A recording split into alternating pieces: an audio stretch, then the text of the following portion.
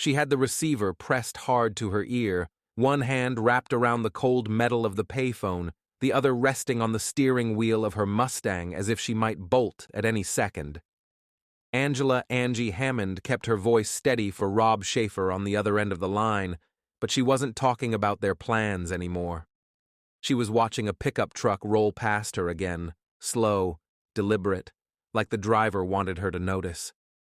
Rob was at his parents' house, only a few blocks away, babysitting his little brother and waiting for his mom to get home. Earlier that night, after a date, Angie had dropped him off at about 10 p.m. They were engaged, and Angie was 4 months pregnant, building a future that suddenly felt close enough to touch. Before she drove off, she told him she'd call later, and he told her he'd meet up with her once he was free to leave the house. When the phone rang and he picked up, he heard her familiar voice and relaxed, until she mentioned a truck that had been circling the block. Angie was calling from a payphone in downtown Clinton, Missouri, at about 11:15 p.m., and she could see the same vehicle passing again and again. She described it as an older two-tone green Ford pickup. It wasn't moving like someone looking for an address. It was moving like someone watching. Rob tried to talk her through it. At first, neither of them treated it like an emergency. Angie could still describe details, which meant she was thinking clearly. Then the truck turned in and stopped close to the payphones. Angie watched the driver's door open. A man got out. Rob heard the change in her breathing before she said anything else. She told him the man looked filthy, with a beard, wearing coveralls and glasses. He moved toward the second phone beside hers, lifted the receiver like he was going to make a call, then went back to his truck. A moment later, he was out again, holding a flashlight, angling the beam down as if he'd dropped something and needed help finding it. Angie relayed it all to Rob in real time, because staying on the line felt like staying anchored to someone who could hear her. Rob told her to ask if the man needed to use the phone. Angie did. The man answered calmly, no, he'd try again in a minute. Angie stayed on the line. Her eyes never left him. The next sound Rob heard wasn't a word. It was Angie screaming. The line went dead. Rob didn't hang up.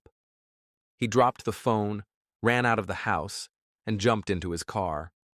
He drove straight toward the payphones, mind racing ahead of the headlights, trying to picture what could have happened in the seconds between her scream and the silence. As he came up through town, a pickup truck tore past him going the opposite direction. It was the same two-tone green truck Angie had described. Rob caught it in the instant you catch something you'll remember for the rest of your life. The color, the squared-off shape, the way it surged forward like it had somewhere urgent to be. And then, through an open window, he heard someone yell his name. It was Angie. Rob yanked the wheel and threw his car into reverse to turn around fast. The move was violent, desperate, the kind of thing you do when you don't have time to think about what it might do to your vehicle. He spun around and chased the truck through downtown, trying to close the gap before it could reach the edge of town. For a couple of miles, he stayed with it, red taillights ahead of him, dust and grit kicking up behind the truck's tires. But the damage was already done. When Rob threw the car into reverse, he had damaged the transmission. Now, it began to fail. The engine lost power as he tried to accelerate. He watched the truck turn off, brake lights flaring, then disappear. Rob's car sputtered and died, leaving him stranded with nothing but the sound of his own breathing and the sick certainty that Angie had been within reach, close enough to hear, close enough to chase, and still out of reach.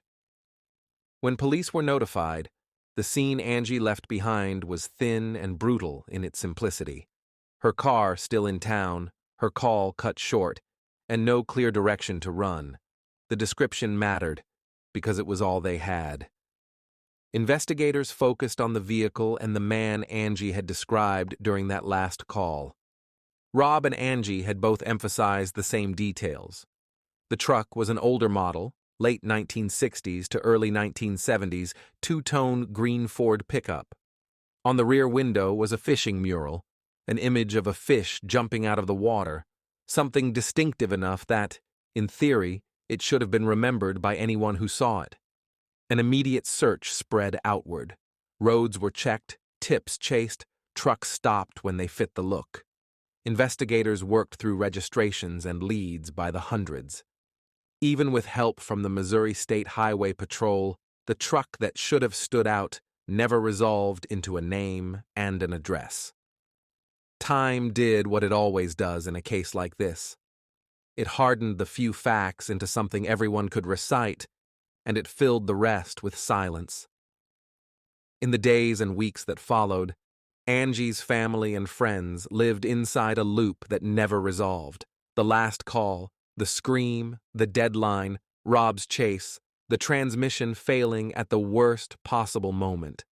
Because Rob was the only person who heard the abduction unfolding second by second, his account became the backbone of the case and, for a time, a target. When no other witnesses came forward to confirm what he'd seen, investigators scrutinized him the way they often do in an unsolved disappearance, turning over every part of his story and his movements that night. Angie's mother later said she never believed he was responsible. But scrutiny didn't bring Angie back. She was 20 years old. She was engaged. She was pregnant. After that phone call at 11:15 p.m., she was never seen again. A reward was offered for information, and Angie's story reached a national audience when it was featured on Unsolved Mysteries, but publicity didn't deliver the one thing the case needed: the identity of the man in the truck, or proof of where Angie was taken after the call ended. What remains is stark and unchanging. Angie described a two-tone green pickup with a fishing mural circling the block. She said a bearded man in coveralls was coming toward her. She screamed. The line went dead. Rob raced toward her, past the same truck, heard her shout his name, chased, and then watched the vehicle disappear when his car failed him.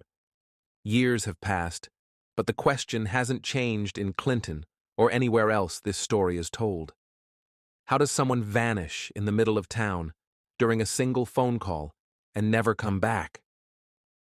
Angela Hammond's name remains on missing person lists and in the memories of the people who loved her, fixed forever at the moment she tried to do the safest thing she could think of: stay on the line with the person she trusted, right up until the second someone forced her away. Thank you for listening to The Lantern's Tale. Subscribe for more true stories, if you dare.